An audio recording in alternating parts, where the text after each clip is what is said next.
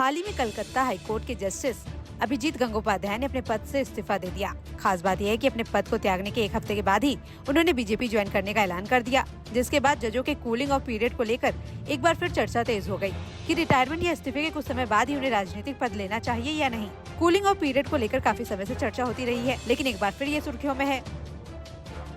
Cooling of period का मतलब होता है कि रिटायरमेंट के बाद 2 साल का अंतराल होना चाहिए। कूलिंग ऑफ पीरियड नहीं होने के कारण सरकार किसी खास फील्ड के अमुक ब्यूरोक्रेट को सरकार का हिस्सा बनाने में नहीं हिचकिचाती है। अगर सरकार को लगता है कि ब्यूरोक्रेट की कैपेसिटी का कहीं ज्यादा लाभ लिया जा सकता है तो वो उसे पॉलिटिक्स में आने का ऑफर देती है।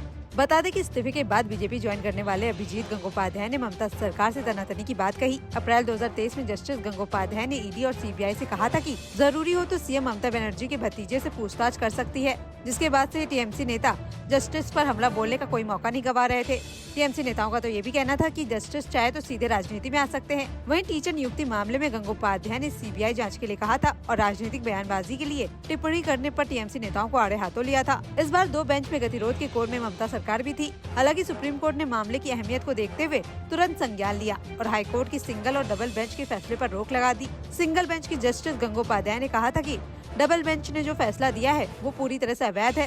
साथ ही ये टिप्पणी की थी कि जस्टिस सेन राज्य के सत्ताधारी राजनीतिक दल को फेवर कर रहे हैं, जिसके बाद मामले में सुप्रीम कोर्ट ने संज्ञान लिया था। ये पहली बार नहीं है कि संवैधानिक कोर्ट के जज ने इस्तीफा दिया और पॉलिटिक्स ज्वाइन कर ली हो। 1967 में पूर्व चीफ जस्टिस के.एस. राव ने इस्तीफा देकर राजनीतिक पार्टी ज्वाइन की थी और चुनाव भी लड़ा था। 1983 में सुप्रीम कोर्ट के जस्टिस बहरुल इस्लाम ने भी रिटायरमेंट के 6 हफ्ते पहले इस्तीफा दिया था और फिर लोकसभा का चुनाव लड़ा था। कई बार जस्टिस रिटायरमेंट के बाद राज्यसभा सदस्य बन जाते हैं तो कभी गवर्नर बन जाते हैं। गवर्नर के पद पर रिटायर्ड जस्टिस की नियुक्ति की बात की जाए तो सुप्रीम कोर्ट के जस्टिस एस फैजल 18 सितंबर 1951 को रिटायर हुए थे, जिसके बाद उन्हें 7 जून 1952 को गवर्नर बनाया गया था, जिसके बाद वो 1956 से लेकर 1959 तक असम के राज्यपाल बने थे।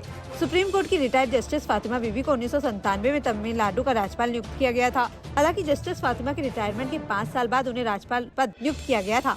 हाल के सालों में 2020 में तत्कालीन चीफ जस्टिस रंजन गोगोई के रिटायरमेंट के बाद बीजेपी ने उन्हें राज्यसभा के लिए मनोनीत किया था। लिस्ट काफी लंबी है। वहीं जस्टिस अब्दुल ए नजीर के रिटायरमेंट के बाद उन्हें पिछले साल फरवरी में आंध्रा का राज्यपाल नियुक्त किया गया। इससे पहले रिटायर्ड चीफ जस्टिस सत्ता शिवम भी रिटायरमेंट के बाद राज्यपाल बनाए जा चुके हैं। नमस्कार, मैं हूं मानक गुप्ता। अगर आपको हमारा ये वीडियो पसंद आया हो तो इसे लाइक और शेयर जरूर करें और हाँ, हमें सब्सक्राइब और फॉलो करना ना भूलें ताकि आप देश और दुनिया की कोई खबर मिस ना करें। तो जुड़े रहिए हमारे साथ और देखते रहिए न्यूज़ 24।